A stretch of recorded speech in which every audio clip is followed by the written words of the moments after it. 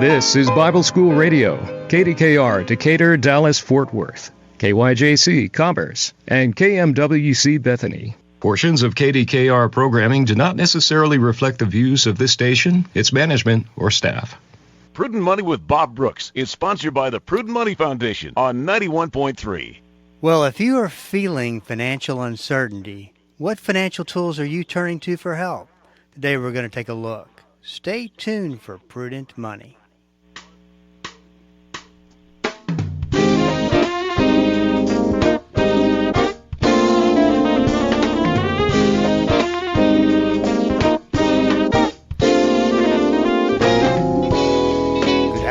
This is Bob Brooks, and you are listening to the Prudent Money Radio Show. Thank you so much for joining me today. You know I do appreciate it. Well, J.D. Power just released their latest monthly banking and payments intelligence report. They are taking a look at consumer health and how the consumers are actually holding up. Most importantly, where can they get help, and are the financial institutions such as banks where they should turn to are missing the opportunity to help? Jennifer White of J.D. Power is my guest today. She is the Senior Director of Banking and Payments Intelligence. Jennifer, welcome to Prudent Money. Thanks for having me on the show again. Pleasure to be here. Now, you know, consumers are often turned to financial institutions such as banks by making financial tools available as a resource. However, you know, Jennifer, some of the feedback that we've received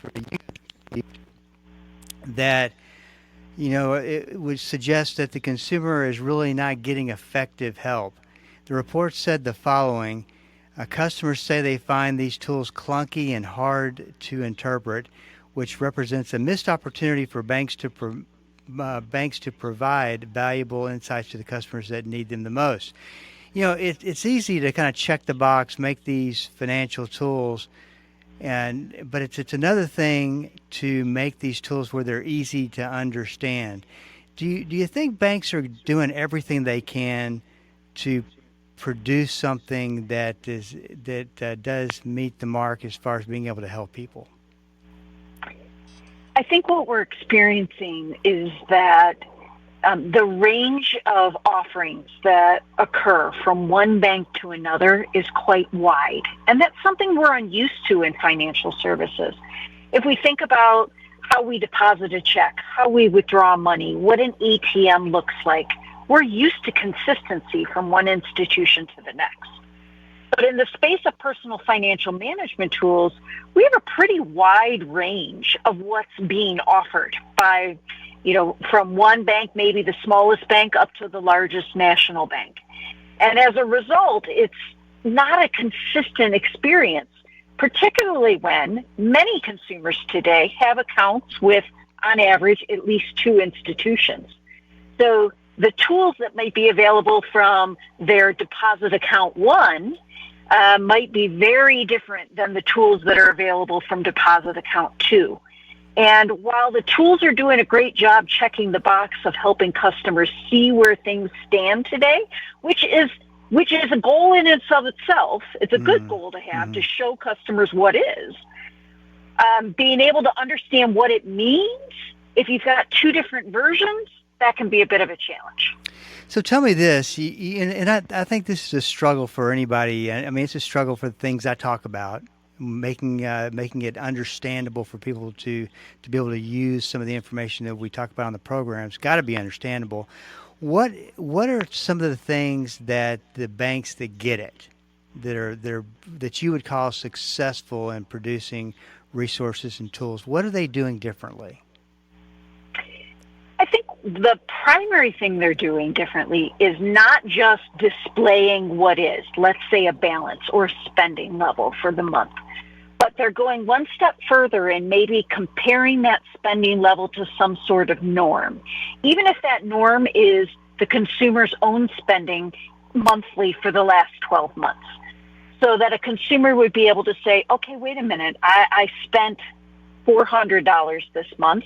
Is that higher than lower than average for myself?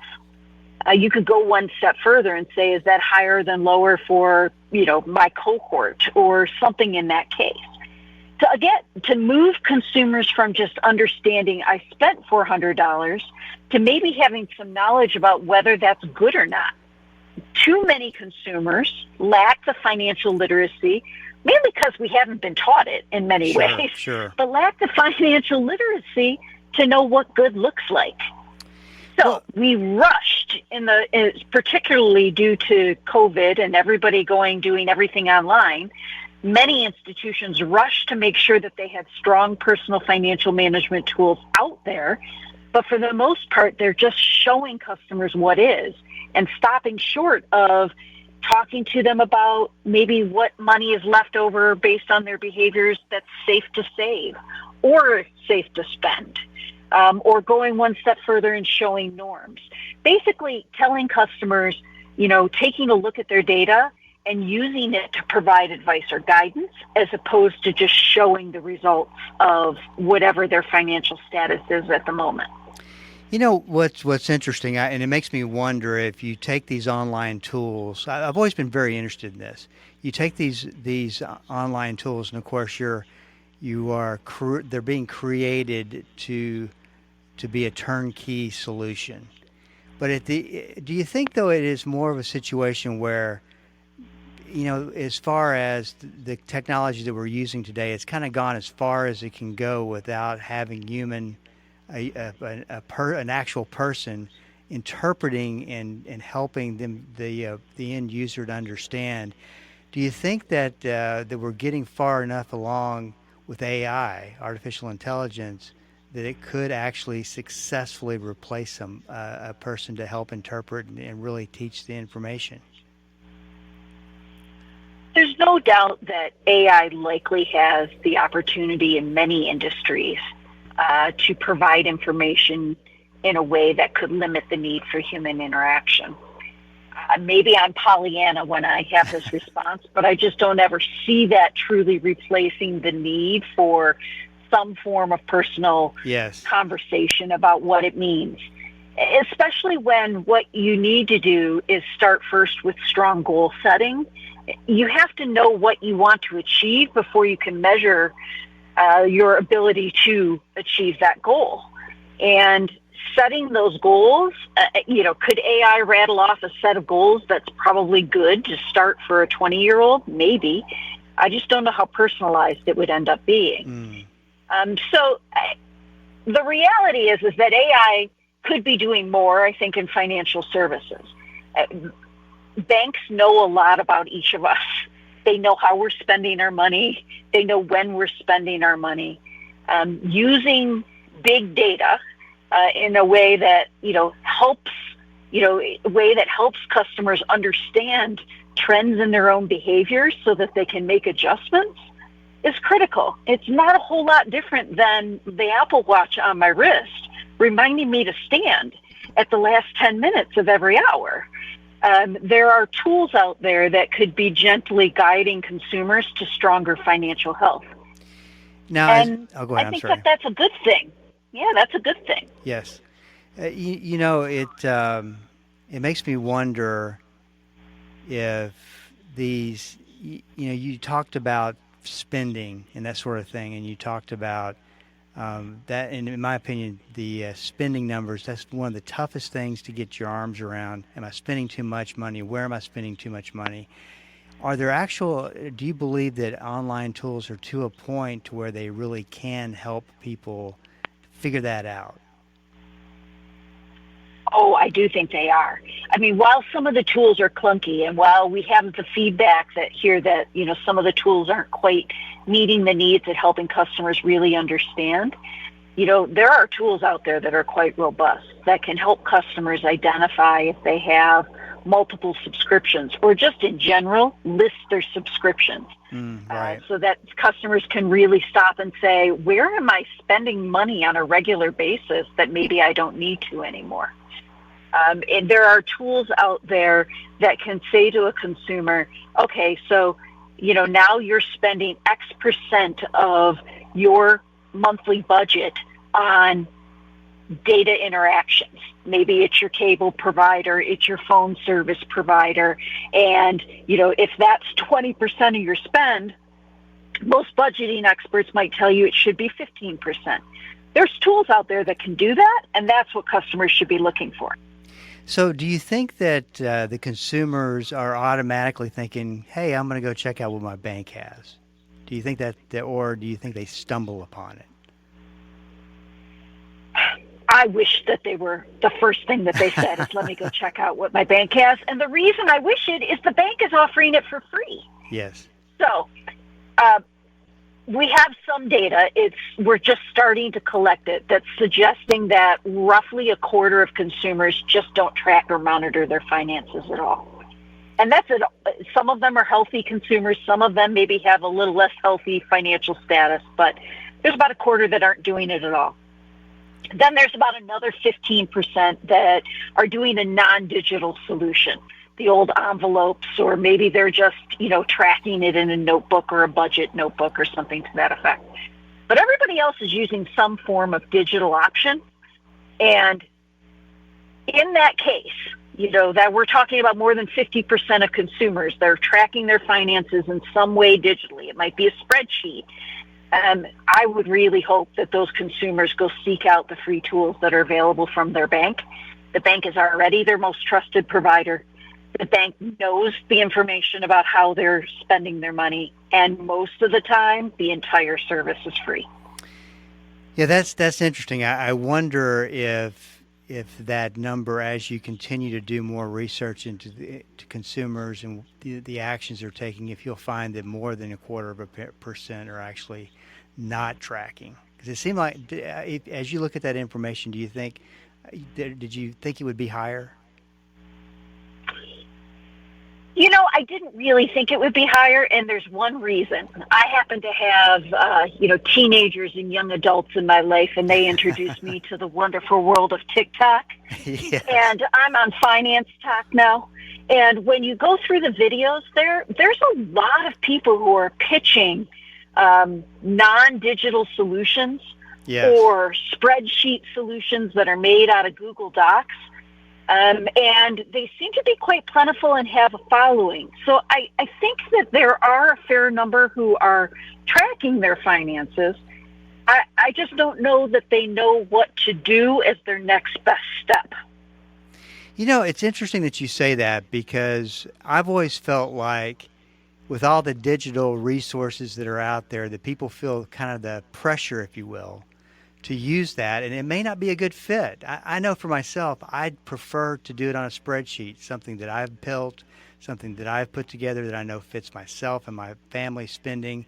And you're going through a couple of extra steps, and you don't get some of the wonderful advantages of technology, but it doesn't act as a roadblock.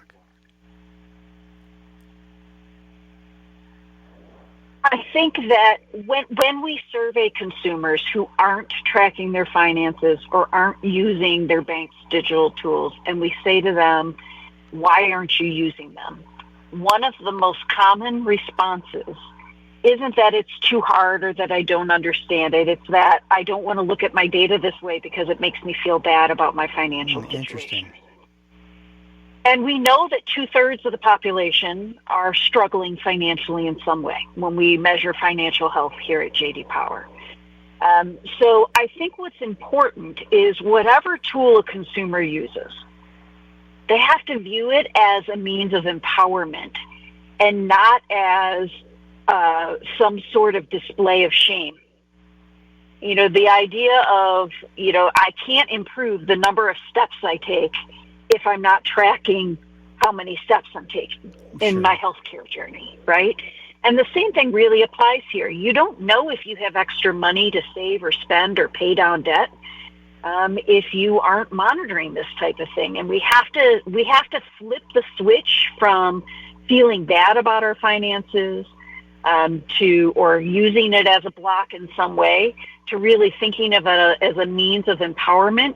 Even if your financial health status doesn't change, it could maybe reduce some of the stress to know, what, this is the 1 week a month that I struggle the most, and how could I maybe move my due date somewhere else so that I could avoid that stress? This is Bob Brooks, and you are listening to the Prudent Money Radio Show. Jennifer White of J.D. Power is my guest today. We're talking about financial tools and resources you may not know about, and kind of what is the consumer's reaction to them. You know, one of the statistics out of the report says, and the number of customers who are financially healthy remain at 31%. You know, Jennifer, with more than half of the people you surveyed are struggling to keep up with rising prices because inflation's been pretty tough. What are the solutions to this that you'd recommend? It's akin to a lot of what we've been talking about. There is, you would use that old economic term, it has a specific meaning and a visible hand. There are factors at play that are going to set the prices of eggs and other goods that we need. What we need to be prepared to do as consumers is recognize how much money I have so that I'm able to, in any given week, so that I'm able to figure out how to leverage that most successfully. If you're lucky enough to be among the financially healthy, the question becomes, how can I grow my money?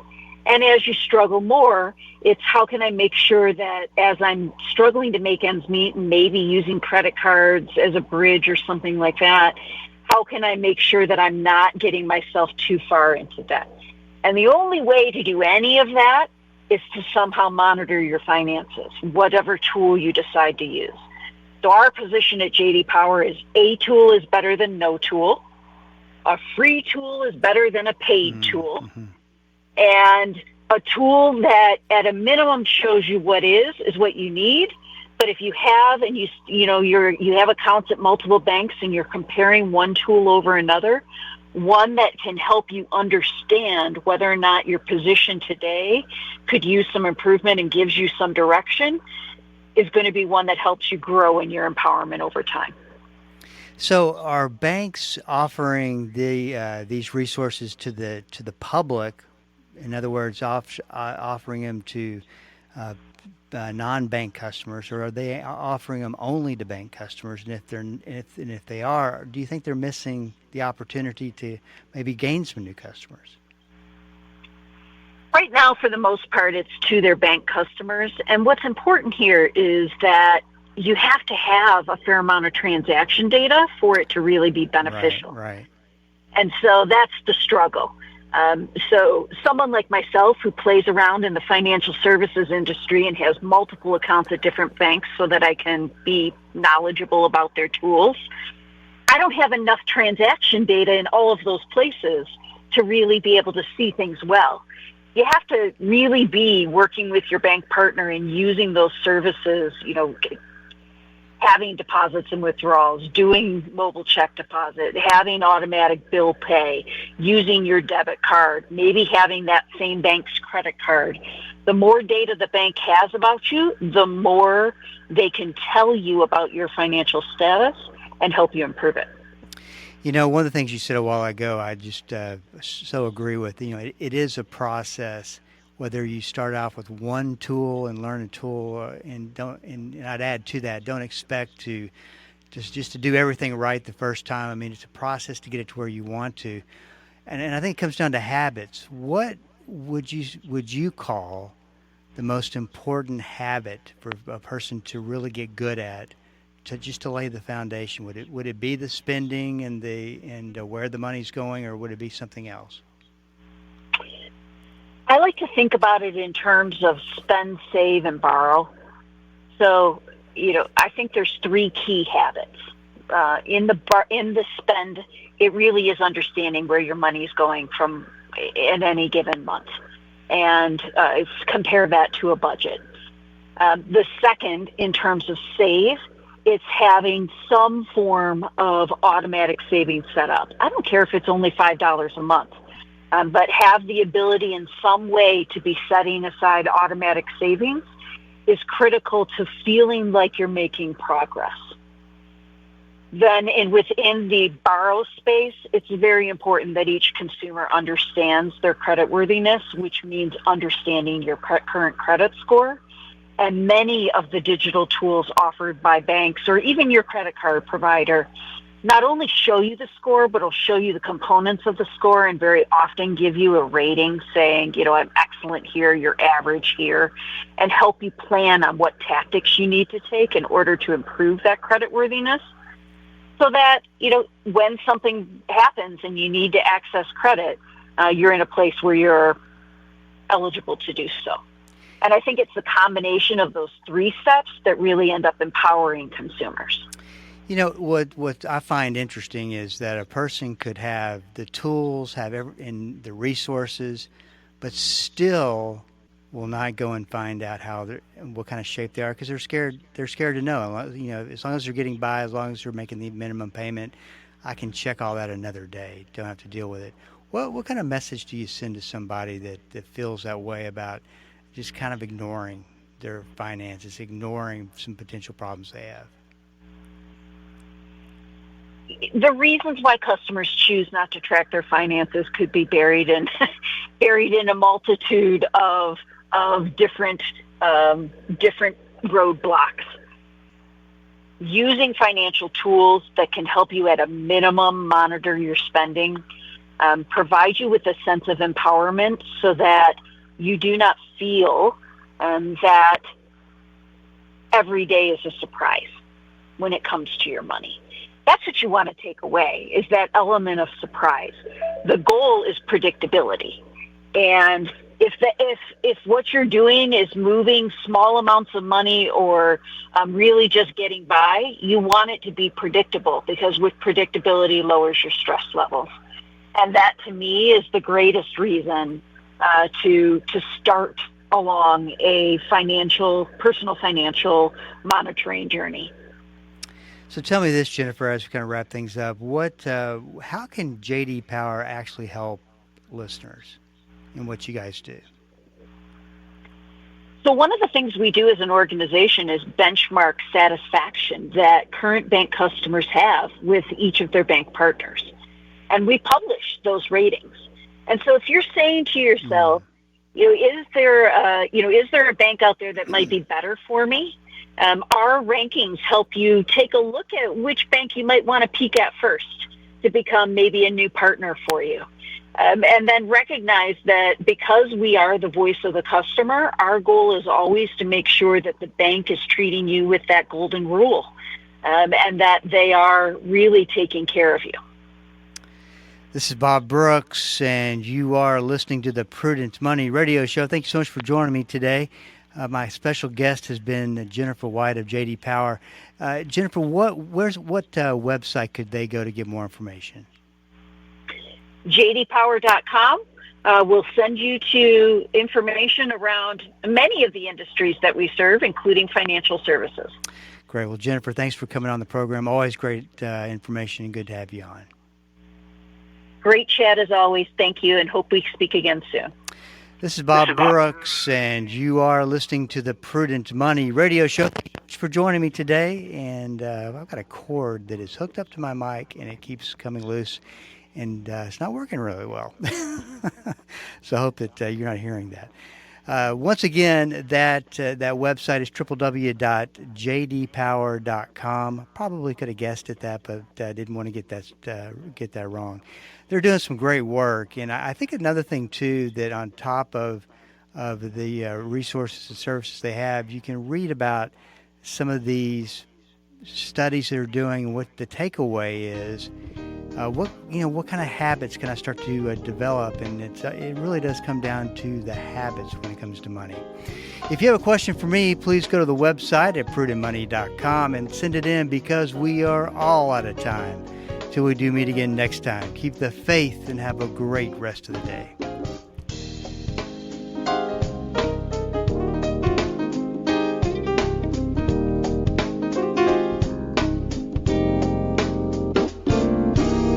That's all the time we have for today.